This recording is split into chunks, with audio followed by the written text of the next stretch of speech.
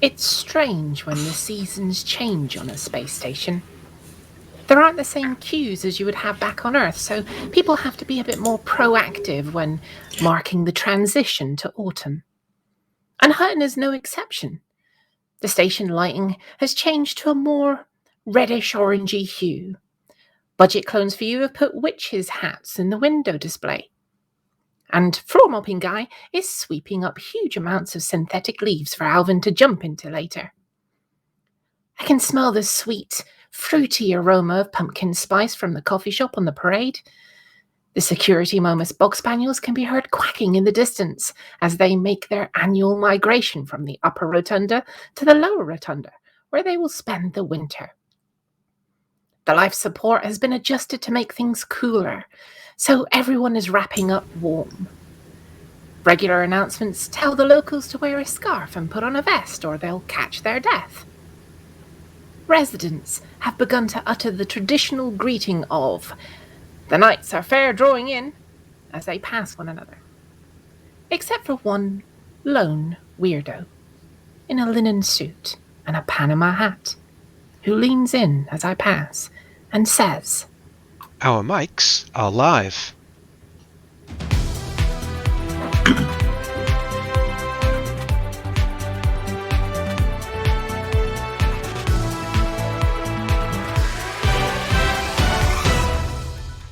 Welcome to Hutton Orbital Radio. I'm your apology officer, Aemilia Harkness, and I've been down to the Hutton Infirmary for my winter jags from Nurse Wyeth. Well, that's a worry. She gave you rabies last time. Anyway, I'm Wilma Fingadoo, and I just bought a pumpkin helmet from Pioneer Supplies. Speaking of giant helmets... I'm Sandy Crevice, your tech monkey for the evening, and I've been hiding my nuts. You're not doing a very good job, I can still see them. I can't think that's hygienic. I'm Norma Snockers and I'm knitting a woolly hat to keep my ears warm. I thought that was a dress. Have you mistaken centimetres for inches again? I'm Wankier and I think we'd better move on to the headlines before I get panned.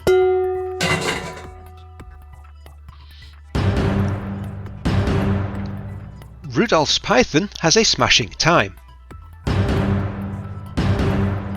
Lab-grown brain plays Pong in space. Too hot, too messy, week 10 update. Anyone seen Norma's T9? Station sections quarantined after chili cook-off goes wrong. I look forward to not having to mention Avik. And I look ahead to the week's community events.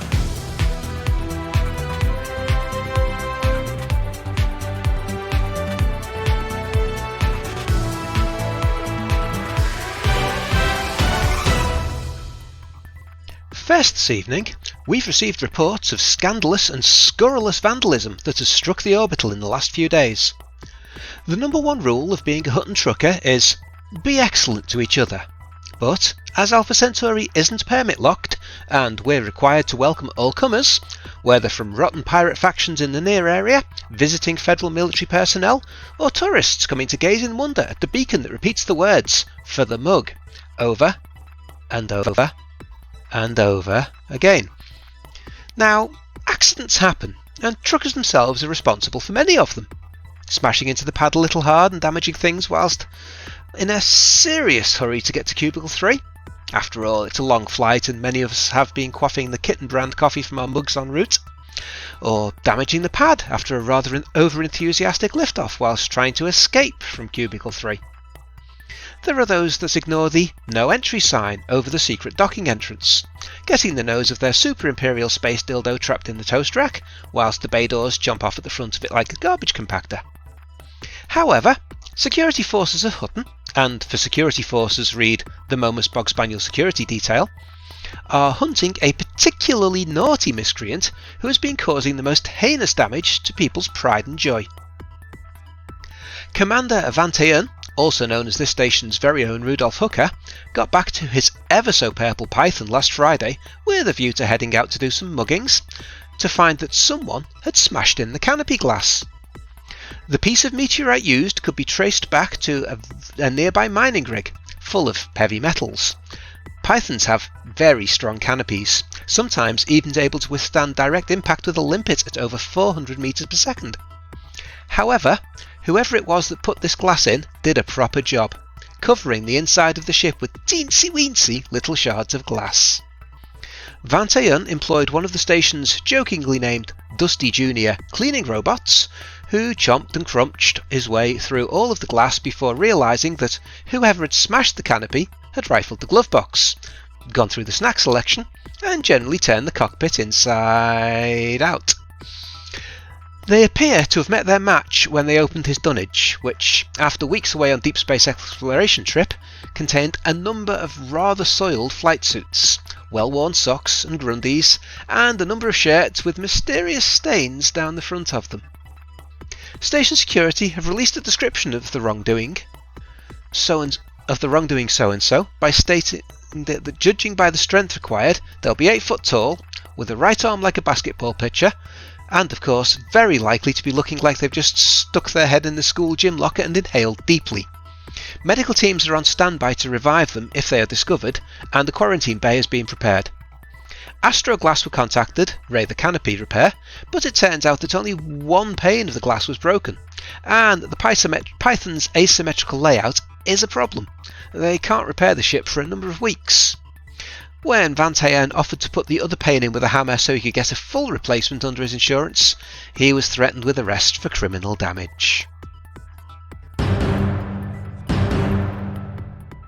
Scientists have created what is touted as the galaxy's first entirely lab-grown brain capable of playing space pong.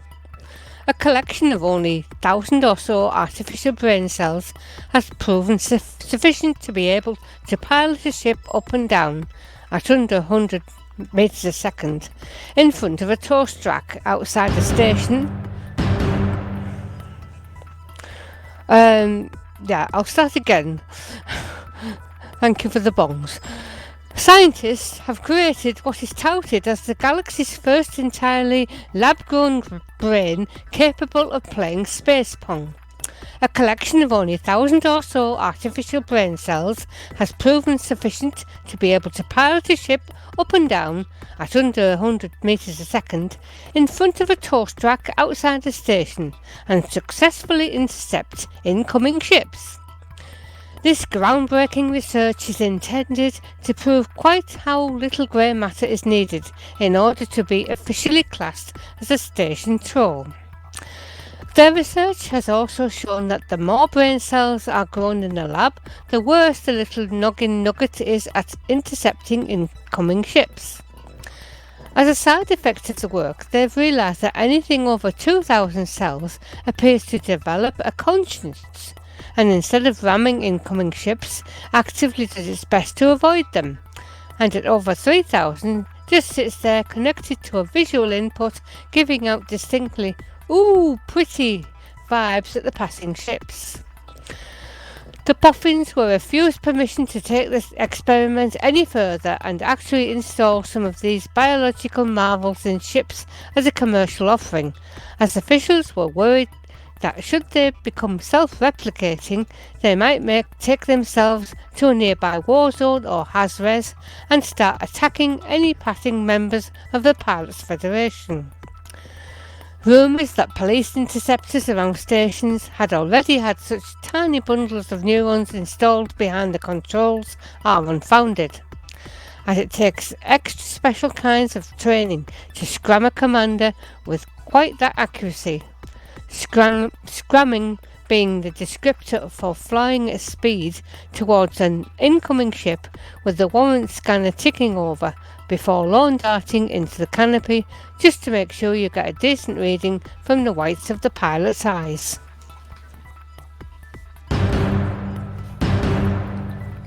We have now been going for 10 10 what seem like quite long weeks with Too Hot Too Messy, the Hutton-led initiative to deliver Hutton mugs and Centauri Megagin to every single station in the galaxy. Why are we doing this? Well, because it's there, and because we can, and well, why not?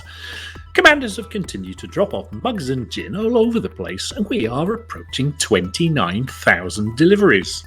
However, once again, delivery numbers are declining, so get stocked up, get involved, and keep the momentum going. Remember, every mug counts, and you may just win a real mug by taking part. 4 more commanders joined the effort this week, taking the total to 209, spread across 72 squadrons, and more are always welcome. Naturally, Hutton commanders are collectively blazing away at the head of the squadron leaderboard, passing 11,500 deliveries in the week.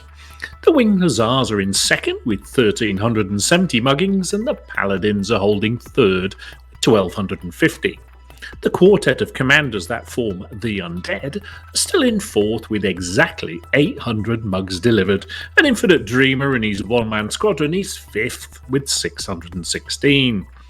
He who would be really boring to mention each week, yes, him, he's still out in front now with over 2,500 mugs and gin delivered. Some say that he's upgrading his suits and weapons at the same time. However, he's still being chased down by Nem, who is approaching 2,000 deliveries. As predicted last week, Commander Waller81 closed the gap with Commander Mouse8287 and overtook him to third place with 1,400 deliveries. How do we know all this? Well, because it's tracked by the marvel that is the Hutton Helper and updated live on the Too Hot Too Messy event page at hot.forthemug.com/hotmess2. At this rate, we'll have delivered a canister of Hutton mugs and Centauri Megagin to every single station in the galaxy by, well, Christmas. Precisely which Christmas we aren't going to speculate, as we find more and more stations each week. But if everyone leaves it to everyone else, it's clearly going to take much longer. Apart from the glory alone, there is the additional incentive in a real-world gravity-assisted, mods-preventing Hutton mug that you can fill with tea, gin, or whatever you like as you happily take Hutton mugs to where no Hutton mug has gone before. Any commander that delivers 10 mugs in a week will be entered into that weekly draw to win a real one, unless of course you already have one, in which case you'll have been immunised against mods already.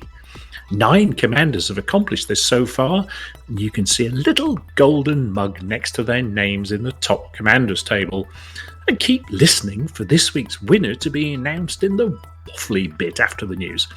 How do I join in the fun, I hear you ask? Well, first you need to sign up by downloading the Hutton Helper from hot.forthemug.com/download, where your mug and gin deliveries will be automatically registered for you by Antarius Fusion's magical mathematical hamsters. Type 9s. You can't miss them. They're big, they're bulky, they haul stuff. They make a huge noise when lifting off. They look heavy, even when they're empty. It was with surprise that we received a message from Commander Flossy simply saying, "One of our space cows has gone missing." Flossy had parked it in a station storage facility and popped out in her Dolphin to do a few important deliveries, and then returned to find it gone. What's more, the station computer had listed it as sold to the mysterious gentleman from Utopia. Now, Flossy definitely doesn't remember selling it to him. However, station security has footage of him climbing all over it looking for something before loading it onto a flatbed shipping ship and over to London Relay. The local private investigation branch of the Knitting Nannies Detective Agency set off in hot pursuit of the stolen ship in a sidewinder and sidecar complete with goggles for the pilot after overhearing a comment about a hidden microfilm for a secret recipe. The Pilots Federation were informed, and an exciting chase worthy of having its own film ensued, with the Knitting Nannies, police forces and a number of ninjas, all with their own agenda, attempting to stop that space cow now. The good news is that the ship was found hidden under some space biology by Mrs. Figgis' geography school trip with Class 6A, and the ship has been duly returned to Flossy. What became of the mysterious Utopian, the nannies, the school kids, or the ninjas is yet to be discovered. Of course, Flossy, being the busy bee that she is, hadn't spotted it has been returned until the survey arrived from the shipping company asking how she rated their service. Sections of the orbital had to be closed off and vented into space earlier today after Commander Palantir harvested his latest crop of Ucheng chilies from his private retirement plot in the orbital's agricultural section and decided to try his hand at making Ucheng chili sauce for a forthcoming Galnet Rare's dinner and dance in a few weeks. It appears that A. He's got green fingers, and the crop was very successful. B. His green fingers turned red after handling the chilies. C. He forgot how strong the chilies were. D. The batch he put on the hob to cook into a sauce set off the biohazard chemical attack warnings on the station. And E. He made the mistake of popping to cubicle 3 after chopping the chilies and didn't wash his hands first. The screams from the cubicle could be heard throughout the station. The cloud of toxic Ucheng chili fumes started eating away the window seals. Commander Palantir was rushed to the infirmary with second-degree self-inflicted chili pain to parts of his anatomy that haven't been that red or swollen since he was a much younger man. A few of the maintenance team were rushed in alongside him after they breathed in the fumes. Floor mopping Guy is said to be okay though, as a lifetime of cleaning out Cubicle 3 has left him immune to almost all biological toxins. That, and he wears proper hazmat equipment. Commander Palantir's patented Ucheng chili sauce, degreaser, and cleaning agent is available from all good stockists. Please do read the safety warning on the bottle before applying it to anything. Well, hasn't it been a week of variety in Hutton space? Oh, not the Wotherspoon and Beetlejude variety, but lots of different stuff. We are still pawning a star for a friend, have an ongoing famine, we seem to have irritated an orifice in need of treatment, and Sirius are up to their old tricks, which, let's be frank, is becoming more than tedious. More on those stories coming up. Who would have thought that once again Barnard's star is not bottom of the pile, nor even the next to bottom either. Further, low system on the poll isn't even LHS 450 this week, although pedants can dismiss this as a technicality, which, if you recall from last week, we are pawning for another faction, which is lying low on 32. Now it's poor little Avic on 28, recovering from a war with Sirius and suffering an infrastructure failure last week when not able to boost sufficient influence to avoid yet another war with Sirius. Well, being versed in wars with Sirius has served Avic well and currently are the winning 2-0 and need just 2 more days of victories to see them secure. For how long is a matter of debate, as we have learned that it would not be long before Li Yong-ri and his minions will be back for another try. If you recall last week, one of our friendly factions, the Gilgamesh Core Orbital Protection, overreached themselves and were faced with an awkward too-much month left at the end of the money. Consequently, their influence in LHS 450 plummeted, and as a result, the markets lost confidence in their ability to pay their growth bills. Nevertheless, Hutton gladly stepped in and offered a pawnbroker service where we took charge of the star system, carefully looking after it until Gilgamesh were able to summon their funds, come back with their ticket and take the system out of Hawk. Here at Hutton we'll happily pawn stars systems for anyone, which is sufficiently friendly and until you can manage to get it up again. I mean your economy, of course. So once we have won in Avic, keep an eye on LHS 450, and even if you have to risk a bit of awkwardness at Alvin's next garden party, make sure Hutton loses and that LHS 450 goes back to Gilgamesh. Enjoying an extended period of smugness and enjoying a week off from its regular slot at the bottom of the pile due to the war in Avic is Barnard's Star, now on a reassuring 36. 10th Fleet have just lost Clark Terminal in another war, sorry Hanky, and another civil war is just starting, tying up 20% of the influence, but it's a reasonable week to try to improve Hutton's margin. The great deal we got from Honest Dave with his passing fleet carrier emporium sounded too good to be true, and it will come as no surprise that it was.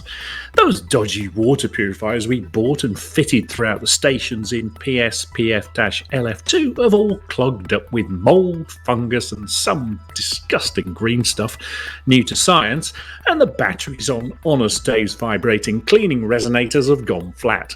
Yep, it looks like Piss Flaps has got thrush. Shipping water purifiers and power generators in plain brown wrappers to rectify the situation. The famine that we reported last week in LP 525-39 is still raging, so urgently ship in food and dump exploration data to get the system back on its feet. Further, the situation has deteriorated so badly that civil unrest has broken out in several stations, handing bounties to help quell the uneasiness in the population. At the overachieving end of the Hutton systems table, we have just 2 systems above 60%, and thankfully we aren't looking to expand anywhere soon. Priorities this week are, if you want to truck something, ship food or dump exploration data into LP 525-39 to clear the famine, and ship in either power generators or water purifiers, or both, to PSPF-LF2.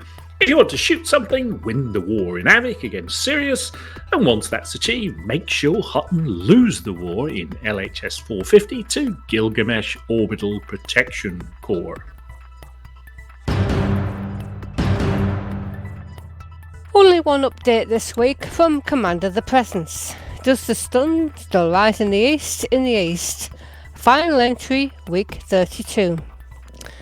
It seems only fitting I start my final journal with an image of a sun setting in the west as I look back over the last 7.5 months sojourn.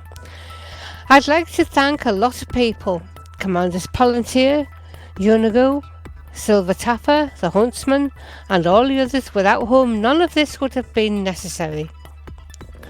It also seems right and somewhat fitting that I discovered another crashed Thargoid sensor out in the boondocks. Miles and miles from anywhere. The Thargoid should be, but what is indeed... Thargoid sensors out in the boondocks, miles and miles from anywhere the Thargoid should be, but that is indeed what has happened. Does it mean anything? When Thargoid Titans, Thargon swarms and on foot bugs are a thing, will we even care? For myself, I don't have any particular wish to go back to the bubble anytime soon, especially not before November. I was more than happy to meet my carrier out in the sticks to experience my first carrier jump from the viewing lounge, near the captain's chair, to bring me back to Kojira. I didn't make my target of 5,000 exobiology scans, but I am close enough not to be disheartened, and it is well within reach. Just not yet. I've worn my Dysonator down to a nub, and it needs a good rest. I also want to soak my weary feet in a hot bath not made from recycled urine, go mining, play with power regulators, and fly something that isn't a DBX. Got one for sale if anyone is interested. Only got 400,000 light years on the clock. May need a lick of paint. So with a picture of Flossy on my carrier restroom table and one of Commander Chix on my dartboard, it's time for me to say, sod this, not doing this again in a hurry. TTFN Commanders 07. This is the last report from Does the Sun Still Rise in the East? So, unless anyone has any further reports of their events, we could be a bit short of material next week. Do you have an event going on or due to start shortly? Why not let us know of the details by joining our Discord and posting them in the #correspondence channel so it can be included.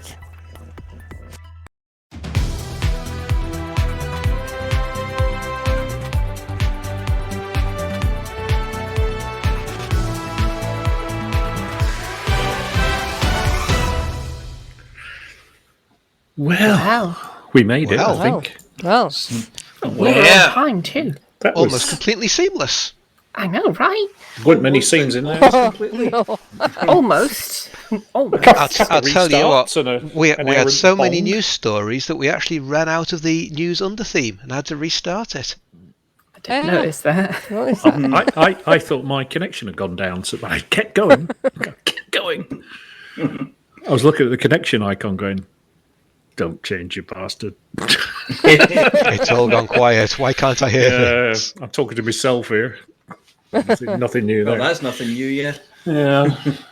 So, Amelia, Yeah, I'll ask Yeah. you. I'll ask you. ask the usual question. Yeah. So did you see the Frontier live stream? Nope. Oh, Funny if you'd been here last week. I didn't see it last week either because it was on a different day and I was busy. they're very confusing with the Frontier live stream. I've noticed. What's confusing about them? Well, they're never on, or they're not on the right times, or they're not, broadcasting when I can watch they it. are fortnightly. Yeah. On a Wednesday or a Thursday, though.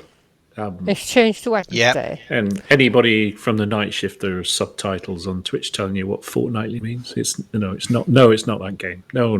They've also changed to a later time on Wednesday. Have they? What time Really? are they on now? Is Yeah. it 5 o'clock start? Really? Something I can't remember. That was something. Unless It was unless it's quarter just that past one last week. week. I get confused whether it's just for 1 week or whether it's in future. But Now It's all so confusing. Yes. Is that 5 o'clock game time or 5 o'clock BST? Oh. And give it a month and it'll be the same it'll thing. be Ah, the well, same, yeah. yeah. I can't wait for that. End of this month. And Yeah, then yeah. the clock radio in my bedroom will be wrong. Oh, all my clocks will start to be right again. Oh, though. it's such a faff. I I Yeah. wish they'd leave the time Yeah. alone. Yeah, the good news is the clock in your cooker will be right again. well, this is true. This is true. And the clock in the car. I don't know if it's the same for the other presenters, but every Thursday I sort of wake up going, "Oh, it's Thursday." But this morning I woke up. It was sort of, and 6 o'clock today program Radio 4, and I can't remember, was it Amal Raja? I can't remember who was on, but he said, "Good morning. It's 6 a.m. and it on Wednesday the 13th of October," and I was like, "Hang on." I know I've just woken up, but I'm not that asleep that I don't know that it's not Thursday the 13th, not Wednesday. And they went through the whole programme and never mentioned it. So, They probably just thought it's 6 a.m. Nobody's listening. do you think It's fine. radio? Amateur. Well, Yeah. I to be honest, I was listening to it at 8:30, but Yeah, more seams than a Hutton broadcast. Yeah. exactly. Yeah, if the pros can do Yeah, it. We get the See? date. We get the date right every time. Well, apart from the 1,300 years out. or It's just whatever, you just know. the year that Yeah. we can't get right. So if there's no live stream, what do we talk about? Well, What about space stuff? space stuff. Space stuff. Have you seen Britain's attempt to to the space race? No, what is it? Can't get it up. Well, Is it yeah, that Top Gear program where they put a Reliant Robin on a rocket? almost. No, that would probably be probably reached a greater altitude. Well, there's a British rocket company called Skyrora, and their first attempt, their first launch ended What the heck is that? shortly after liftoff, and the booster just ditched into the sea. Okay. It looked like some schoolboy effort of building a rocket.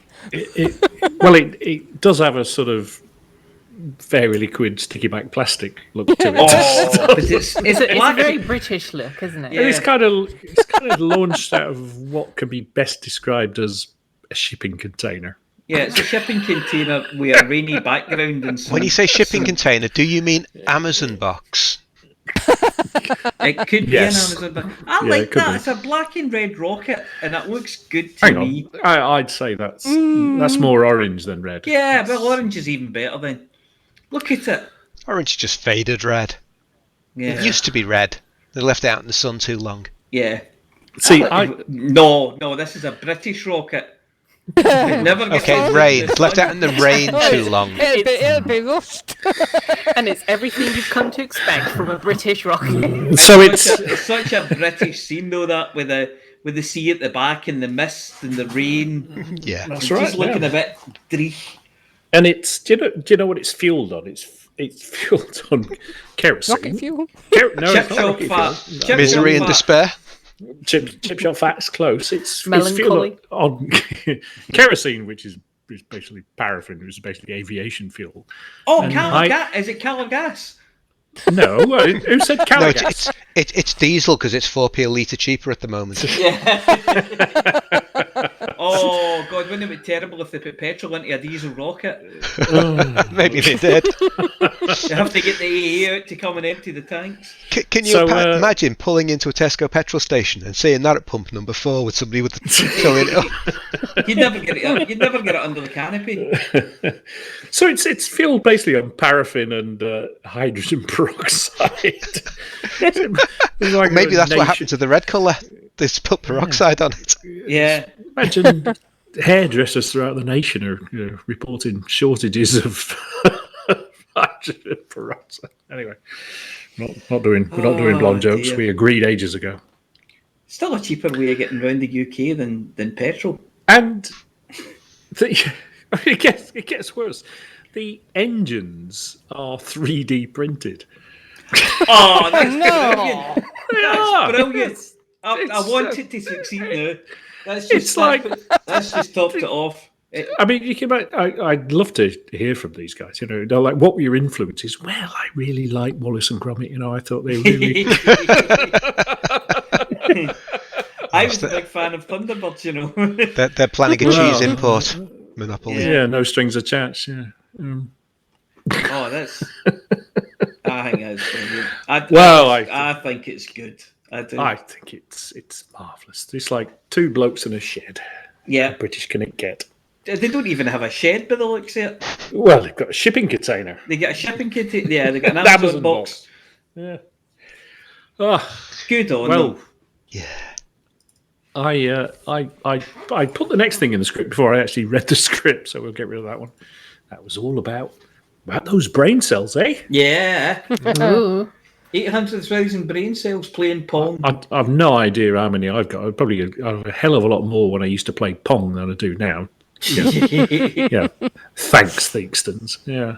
Yeah, but they're stronger ones because the alcohol will have killed off the weakest brain cells, meaning the stronger ones have survived, meaning that alcohol makes you more intelligent. Survival of the fittest. Exactly. Yes. That's a good point, Jim. You can come back. That's my excuse, and I stick to it. Yes, right. Good. We get through this. My gin is calling. Ah, there it is. Oh. Oh, mug. Mug. Mug. Mug. Mug. So we're going to talk about Overlight. Well, go on then. Do we have to? Yeah, he's not here. Let's talk about him. Well, he's in the chat. Oh, is he? Is he in Oh, the maybe chat, is Well, it? he was earlier. Maybe we should be careful then in case he comes back. So what's he done? It's still there. He's going to Oxford for a half on Sunday. Oh, yeah. Oh, nice. You drink pints. Just Come half on. a pint. Yeah. He's running for special effect, isn't he? He's running with half a pint. Yeah, for special effect. Yeah. He's going running to on start half a off pint with will a full certainly have pint. an effect. He's going to start off with a full pint, but we expect A very him to spice special them. effect. So what is it? A half marathon he's doing then? Nobody Well, knows. it sounds Can you not eat a whole one? The word Anyway, they call them Snickers is Snickers missing now. from this They call them news Snickers. article. He's going to run a half Snickers, which is about, 13 miles? And a bit. 13.1. But if you 13.1. want to sponsor him, you have Yes. to head over to his Just Giving page at justgiving.com/overlight 2210. Just like it says in the chat. Twice. Yes. As in the Oh, 20, shit. Yes. 2022 October. Yes, okay, got it now. And that's because it won't let him use Just Overlight again. Yeah. So he's So done his this before. He's target- got previous. He's looking for about £10, not individually, but in total. He's looking for about £10 a mile. Is So that would add up to collectively? So if I Yeah, that would add up to You do 7p, £131. I'll do 7p. Yeah. Well, I'll give him a £1. I'll make up the £1 for the £131. So That'll get him started.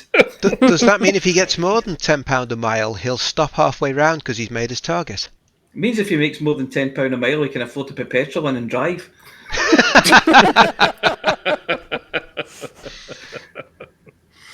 If he makes more than £15 a mile, he's got a rocket up there he can use. Yeah. Yes. If he makes more than £20 a mile, he can put the heating on when he gets home. Yeah, but only for a few minutes.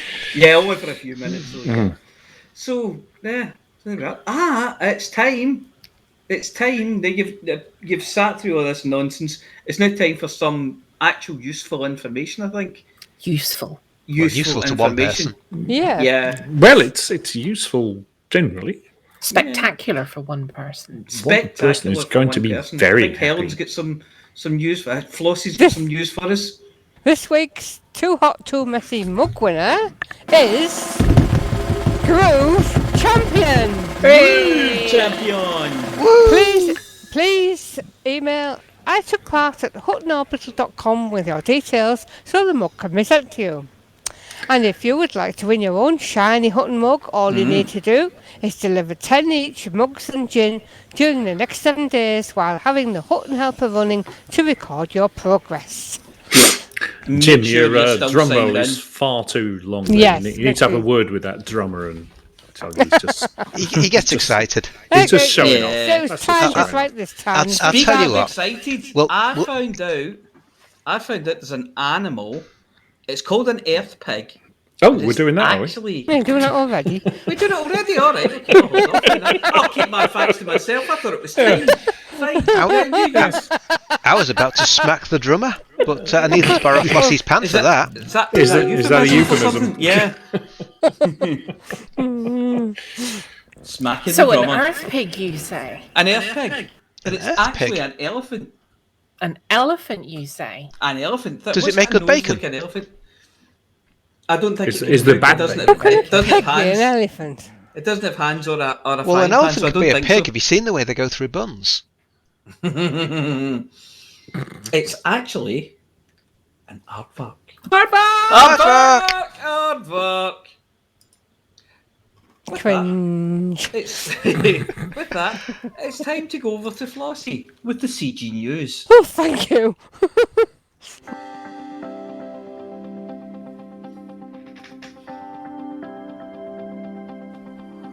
It's Flossy. It's Flossy. It's Flossy. It's Flossy. And the community goes. Hello, Flossy here with this week's Community Goals News. Last week's CG, the Thargoids, fighting the Thargoids, finished just short of Tier 8. 1.4 trillion out of 1.5 trillion credits earned. What the heck was that? Thargoids repulsed by Operation Tyndareus. Pilots Validation alert. Allied forces have successfully defended the anti-carry system from Thargoid vessels. The defence operation was centred around the megaship Kumiho Sky, which hosted the Alliance and Sirius Corporation's Joint Anti-Xeno Task Force. A declaration of victory was made by Admiral Nicholas Glass. Operation Tyndareus is officially a triumph. Alliance Defence Force and Sirius Navy crews have fought side by side to protect the people of Andikavi from the Thargoids. The aliens withdrew from the system en masse, following several days of hard fighting. The task force were ably supported by many freelance pilots and ACT squadrons, who can now claim their rewards from the Kumiho Sky. These include unique pre-engineered heatsink modules for qualifying Xeno hunters. In addition, the modules will shortly be commercially available via official Sirius Corporation technology brokers. Prime Minister Edmund Mahon expressed gratitude to all those who took part, remarking that the long delays in making the Strategic Defence Pact a reality have finally proved to be worthwhile. In response, Councillor Cato Kane highlighted reports from witnesses that many Thargoid vessels withdrew into hyperspace before human forces overwhelmed them. She added, "Would the results in Undercover have been any different without serious corporations' involvement? We have seen the Thargoids retreat, while several conflicts were still evenly matched, just as in several other systems recently. Did this military pact deliver anything that the ADF could not have achieved alone?" And this week's new CGs. No CG today, Thargoids have gone away. And that's it for this week's CG News. Flossy told you what to do. And now we hand over to the Kenny Rogers and Dolly Parton of news, singing Thargoids on your screen. It's Beetlejude and Wotherspoon with Galnet News Digest.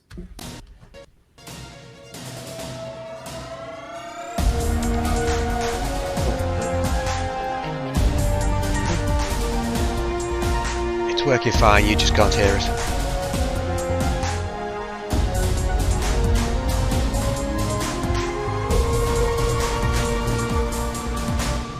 Galnet News Digest, 13th of October 3308. We read the news so you don't have to. In this week's news, the Federation wrestles with its conscience over its persecution of Thargoid cult members. The number of Stargoids rises to 5, and test subject D2 decides to reject Azimuth Biotech's kind offer of incarceration.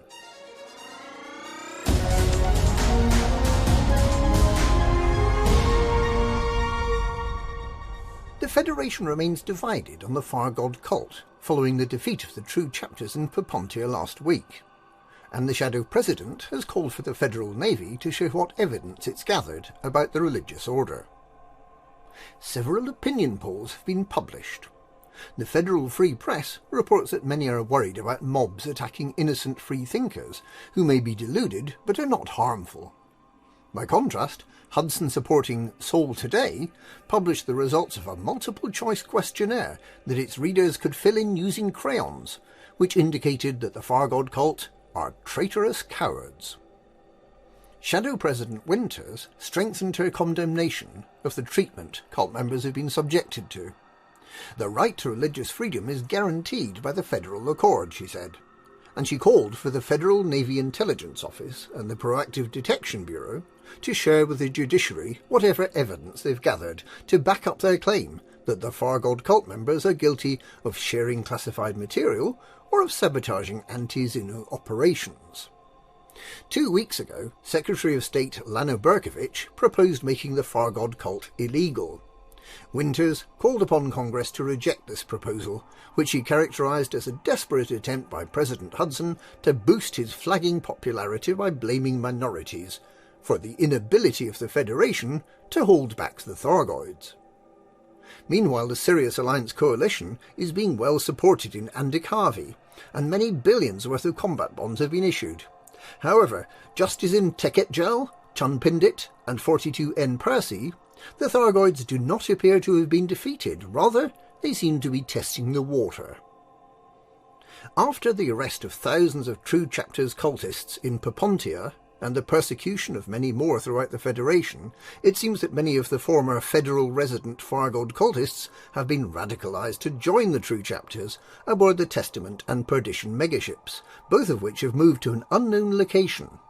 It's speculated that the megaships are trying to avoid attention from the Federal Navy, but before the events in Papontia, the first apostle of the True Chapter spoke about establishing a new Thargoid colony, and it's certainly possible that new religious bases similar to those in Atane may be under construction. It's unclear what the Federation plans to do with the cultists it has arrested.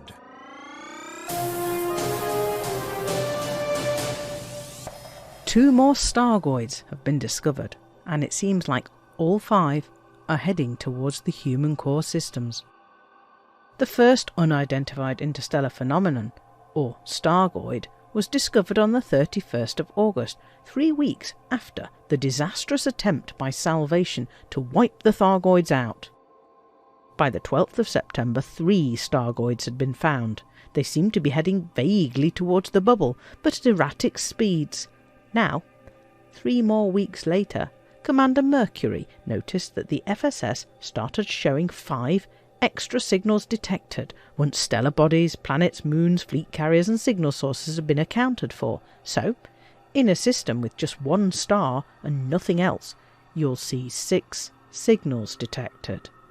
Those extra signals correspond to the number of Stargoids, and so it was clear there were 2 more to find.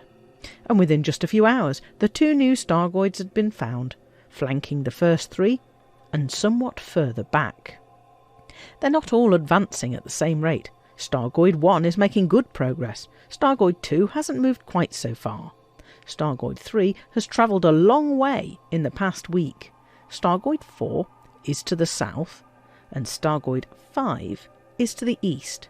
But it's clear that they are all now heading straight towards the core systems, and with their increased speed, Stargoids 1 and 3 at least seem likely to arrive there within just a few weeks. With Azimuth's former test subject Xiao Jin I telling Aegis that following the Thargoid roar from HIP 22460, it's too late to stop something terrible happening. Perhaps we should be preparing for the possibility that that roar was a call for help, and that the now 5 Stargoids are the Thargoids' reinforcements, coming to teach humanity a lesson.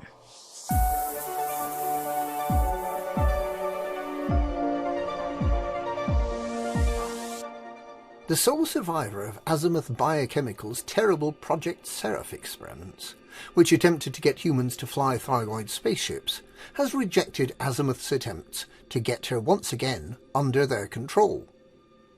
Xiao Jin A, who was known to Azimuth as test subject D2, placed herself in the care of Imperial scientist Professor Albert Tesreau, who was one of the leaders of Aegis Research, the now defunct tri-superpower Xena Research and Defence Organisation. Azimuth Biotech's CEO, Torben Rademacher, suggested that Tesreau may have put pressure on D2 to reject his offer, and in a confession that contradicted his earlier claim that Azimuth had no idea what Salvation had been doing at Oaken Point, he said that Azimuth has details of all the surgery carried out on the Project Seraph test subjects. Professor Tesreau put out a long statement in which she revealed that Xiao Jing Ai has been hiding from Azimuth, and that she has no reason to change her mind now. She suffered a series of invasive surgical procedures when held captive at Oaken Point, and although her health has improved, she has an implant in her cerebral cortex designed to interface with Thargoid technology that cannot be safely removed. Tesreau is working with engineers Ramtar and Ishmael Palin to better understand the procedures Azimuth has inflicted upon their former test subject, and the insight it seems to have given her into Thargoid communication, and in particular the so-called Thargoid roar. Following the symposium that Professor Tesreau organised last week, there are optimistic signs for Aegis. Alliance Deputy Prime Minister Angela Corcoran has expressed her support for reforming the organisation as a trustworthy rallying point for humanity's response to the Thargoid threat. And that's this week's Galnet News. Galnet News, we read the news so you don't have to.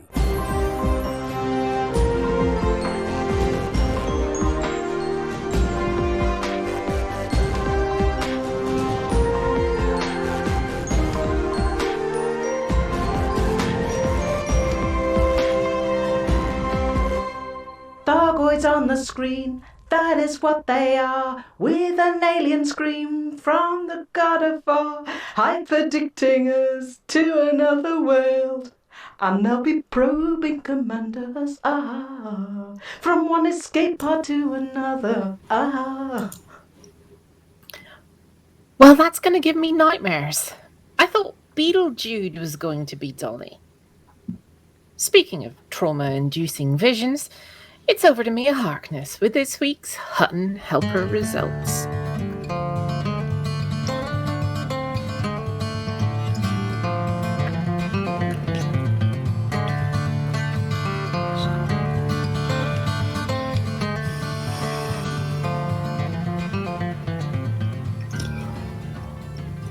Welcome to the Hutton Helper Results. The Hutton Helper Results are sponsored by the Hutton Helper, the only third-party resource to come with a Metal Mickey-style robot to blunder around in the back of your ship with hilarious consequences. This week we have the following events. The Voyager pootling along, exploring the galaxy at your own pace Cup. The Robbie the Robot would 60 gallons of bio-waste be sufficient Champion of Champions Championship. The Can you remove someone's appendix using only Bob and Madge the Scutter's Deja Vu trophy? The Dead or Alive, You Are Coming With Me. Actually, dead would be easier. Charity Shield. The Sir Kills a Lot, Spear Up Your Robo-Jaxi, Robot War Cup made from bits of old Mark III Cortina. The Yeah, Johnny Cab is a thing now, good luck sucker, People's Choice Award. So, no crosswires, double points if you know the words to Daisy Daisy, and doing the robot dance will get you disqualified because it's like, I don't know, racist or something. Anyway, the Hutton Helper results are: Cometborn jumped 115,000 light years to come first in distance travelled. Commander Mindwhippy, yeah, definitely Mindwhippy, sold 46,000 tonnes of cargo. Mindwhippy again is our top mission runner with 926 points. Alex Zudo handed in 999,999,999 credits worth of bounties. Darkbane Fox handed in 805 million credits worth of combat bonds, and It's Strange delivered 1,495 people to their various destinations. So, decals this week for Us Numbnuts100 for Our Mind. Please email i2part@huttonorbital.com and arrange to collect your Hutton decal kit, which this week consists of a Sinclair ZX81, a demented Roomba, and one of those wee robot dog things with no batteries. There have been 10 Hutton runs in the last 7 days. The top 5 are Impala Mark with 1 hour, 22 minutes and 58 seconds. Just 38 seconds off the record there. Jintosh with 1 hour, 24 minutes and 3 seconds. Myopic Eagle, that's a 3 instead of an E at the end, with 1 hour, 24 minutes and 9 seconds. Serverlan with 1 hour, 24 minutes and 24 seconds. And Bandicoot with 1 hour, 24 minutes and 46 seconds. Anyway, there is a whole galaxy of stuff out there needing smeared, drained, deflected, irrigated, sniffed, snuffled, postponed, hidden from, flipped, mistranslated to and from Spanish, chilled, mugged, ginned, shit, shot, rescued, looted, repaired, destroyed, bought, sold, squeezed, inflated, burnt, frozen, liquidated, evaporated, sandblasted, sponged down, smelled, licked, extruded, discombobulated, recombobulated, headbutted, pilfered, rubbed, compressed, enveloped, siphoned, regurgitated, strained, fermented, poached and terabanged, upcycled, violently downcycled, smelted and probinated. And you can earn yourself a very fetching Hutton decal for doing it.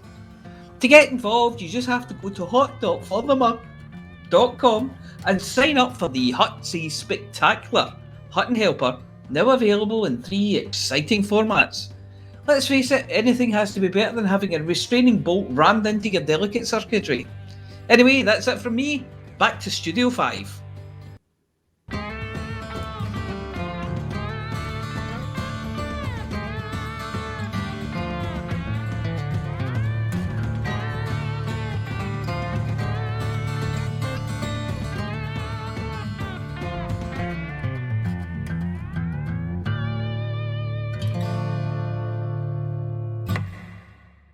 Thank you, Mia.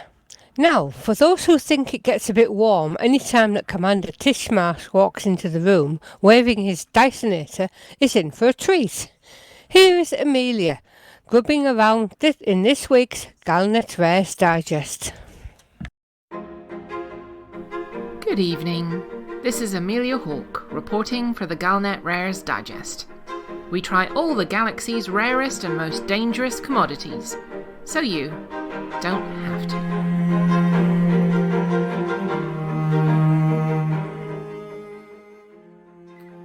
This week, I'm in the guest installation in Ussa. It's a lot nicer than it sounds. if a bit corporate, I've managed to use my press credentials to get myself invited on a team away day with some suits from the Aurora Energy Company's head office. We're here to learn all about Usatian tree grubs and have been promised the full tree grub experience, which is slightly worrying. What's worrying me more at the moment, though, is that in true corporate style, we're going to start with a presentation on our way down to the surface. Our presenter, Malcolm, is about average height and build with medium brown hair and a grey suit. If I had to describe the colour of his shirt, I'd say it's extra medium. His voice would be monotonous if it weren't for the slight nasal whistle that I find hard to ignore. I can't remember what his eye colour is, and I'm looking right at him. If it wasn't for the promise of a goodie bag, an excursion to the planet and free food later on, I'd already have excused myself, gone to the loo for a prolonged scream, and I'd be in the bar sipping on the best indie bourbon already. Despite the best efforts of Malcolm, it's quite interesting. It's all about the history of Usatian tree grubs, which, much like the Aurora Energy Company, isn't native to USA at all. Originally, they were Lavian tree grubs. The Lavian ones are a vibrant green colour. The adults seem to be some kind of worm with little broccoli-like things which grow out of the parent, and then they're shed. They burrow into a tree during their broccoli stage and slowly consume the heartwood while leaving the outer layers of wood and the bark intact.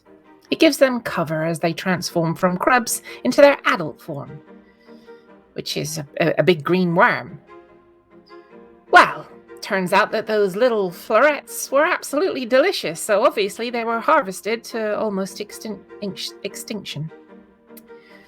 In an effort to save the species, some bugs were transported to a remote icy moon in USA, away from poachers, gourmets, and clumsy bastards. It all went well, but at some point the funding ceased and the facility fell into disrepair. Some of the grubs were left behind, and the hardy ones managed to survive long enough to set up home inside the giant trees native to USA 3A. The forests protected them from the worst of the weather, and the grubs thrived, slowly adapting to their new environment. Well, there's 27 minutes of my life that I'm never going to get back. We're coming into land now, and the others are changing from their corporate office wear into boots and puffer jackets. Their gear is all new and shiny. Oh, bless. Except for Jean from accounts, who came loaded for bear. She leans over and says, "I've heard Galnet rares on the radio. I know the kind of stuff that goes on, and I'm not taking any chances."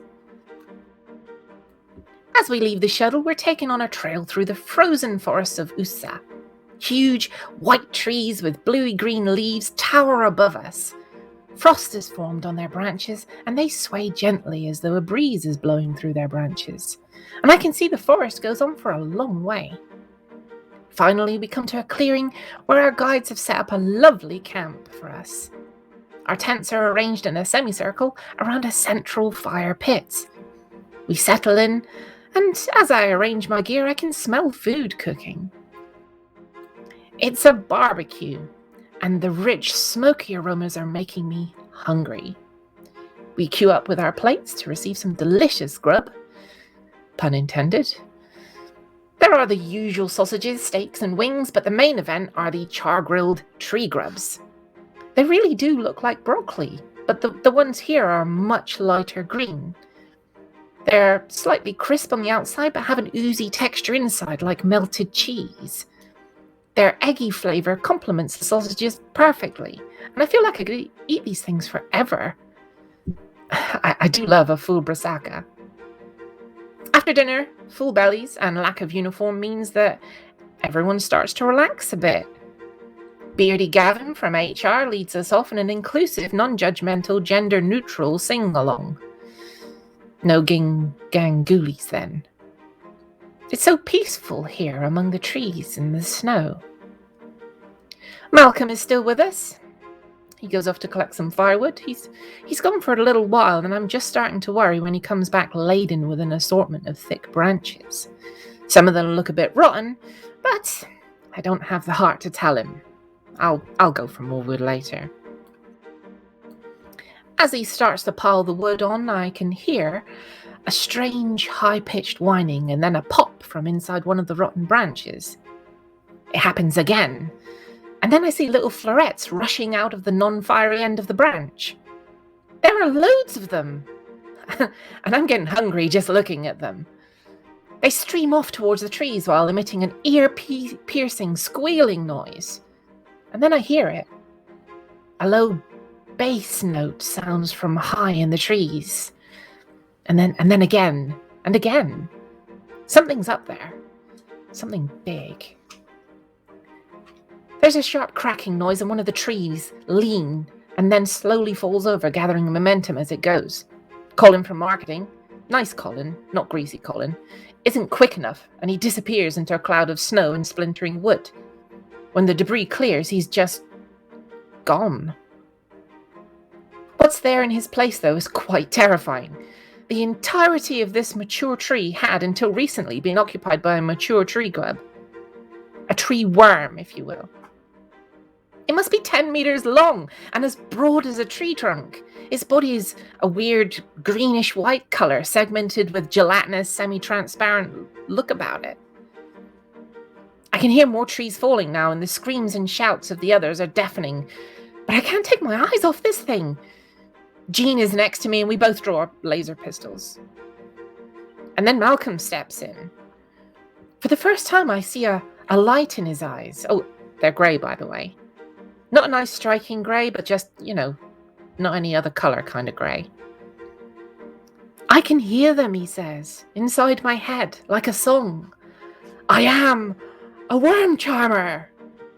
He steps forward with his palm raised. The monstrosity before us lowers its, I want to say head. It makes a kind of lowing sound.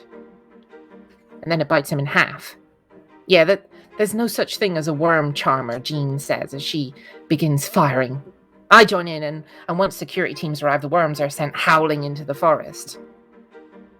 Why didn't you stop him, I ask. Are you kidding, she says while reloading. He had another presentation planned for the shuttle ride back. The shuttle returns, and once the medvac is done, the rest of us return to the guest installation. I tell Jean she was magnificent down there, and she lets me into a little secret. Turns out she used to be a commando back in the day, and old habits die hard.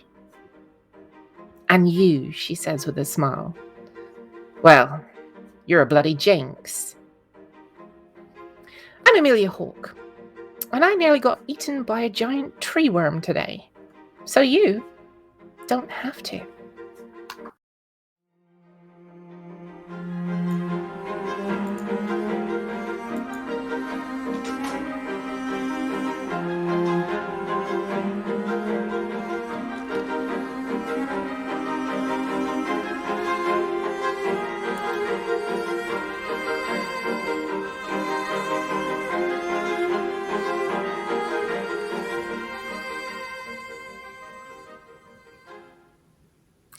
I never did get wood. That's a shame. Poor nice Colin. I mean, I wouldn't have worried so much if it had been easy Colin, but nice Colin. I know, right? Well, he was nice Colin. Nice Colin was, nice. Yeah. Briefly. Not greasy. Yeah. And Malcolm, obviously. And Malcolm. I was wondering when Malcolm was going to mention. The worm charmer. Yes, Malcolm did. Yeah, no such thing. Yeah. Jean for accounts is a bit of a surprise, though. Yeah. I was very surprised. Yeah. She's been listening to Galnet News Digest. Yeah, Galnet Rares. Yeah, you are a jinx, but it sounds it. Well, at least she's got taste in radio shows. Yes. True. That's true. That part we can agree on. Yeah. So were they really eggy then? Yeah, nice with a bit of bacon and sausages. Oh. How big are they? Well, when they're, young, not that big. They grow big, though. But I mean, like, baby's arm size, or like size of a what's it, Well, if you can imagine like broccoli, yeah, Yeah. and that's like coming out of their butts. Lovely. And you know the size of broccoli, right? They're about the size Exactly. of that. Yeah. So they're little broccoli florets. Ah, Well, no wonder you ate them. varies so much, you know. Eggy. Eggy, Moorish. Very Moorish, Moorish. yeah. Yes. Yeah. With like a liquid cheese centre. It's delicious. Oh, ooey gooey. You could dip your... No, I better not say that. I was going to say you should dip your sausage in there, but Beardy Gavin will be up to see me. I'll have to go to a meeting and then I'll have to go on a course. I think that's more than we needed to know. Yes. Same every week, though, isn't it? I can see him at the window now. What? Oh dear. Well, there we go. Well, So, do we have anything else? I don't know. Does anybody have anything else? Well, nothing I want to talk about in public. Yeah. Okay. Now I think want that to fry just- up. Yeah, and an egg to dip your sausage into. Proper Scottish fry up with Yes. battered haggis. Totty scones. Black Proper pudding. square sausages. Proper square sausages. Square Yeah. Oh, delicious. Yeah. And plain bread. Plain bread. Plain bread. On that note, I'm hungry I now. think is it time again? Is it time for the thing? I think You it's know, time for the thing. Are you the blocking thing. your It ears? is. I haven't done this in a Yeah, while. I think we need to Time warn for these the people. adjusting headphones thing. Yes. If you're of a delicate or nervous disposition, You should have left a long time ago. You should have left a long while ago. But if you don't like having your ears blasted, or and you just feel that you don't want to be shouted at bedtime, it's probably best to remove your headphones now. If, however, you want to have the wax blown out of your ears, just listen on. I mean, Sorry, you were rambling so much then. I know. Full I just that couldn't mug. finish.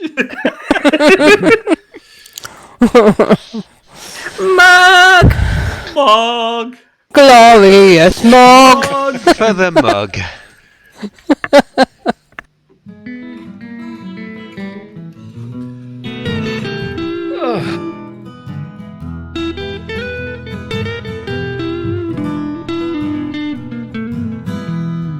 Journey too long, or cargo too small. Profit margins never really mattered at all. We're gonna take the cargo where it's needed today. Super cruising all across the Milky Way. We're taking anything, anytime, anywhere. Loading all the teen out to the brim with the rest for the more, for the more, for the more, for the more. Yeah, you know just where we're coming from. For the more, for the more, for the more, for the more. Yeah, everybody sing the trucker song.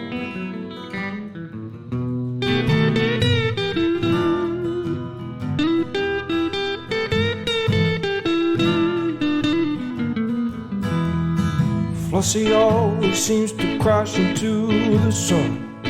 Skibble lies the pilot on the Xbox One. Having out the free, you know he leads us well. Trucking across the galaxy, now everybody out. For the more, for the more, for the more, for the more. Yeah, you know just where we're coming from. For the more, for the more, for the more, for the more. Everybody sing the Hutton Trucker song. For the more, for the more, for the more. You know just where we're coming from. For the more, for the more, for the more, for the more. Everybody sing the Hutton Trucker song.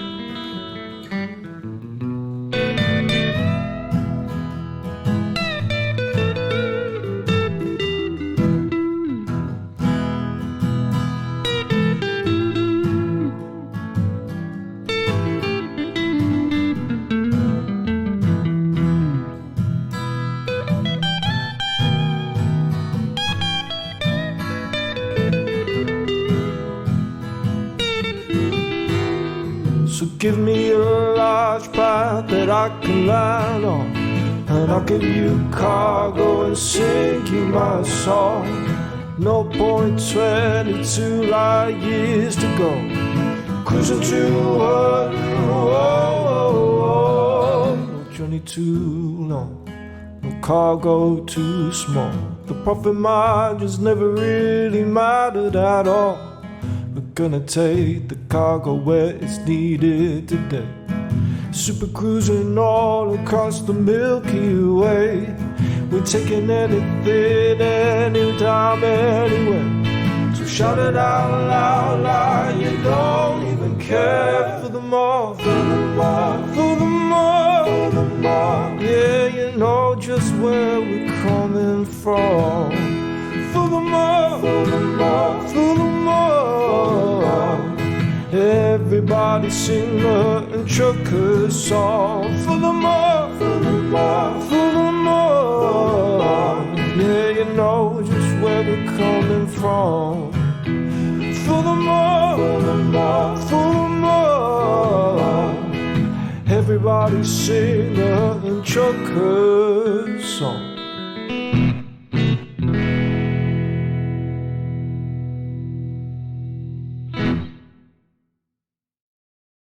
Well, ladies and gentlemen, that is the end of the show. Everyone's buggered off now, so why don't you bugger off too? Seamless.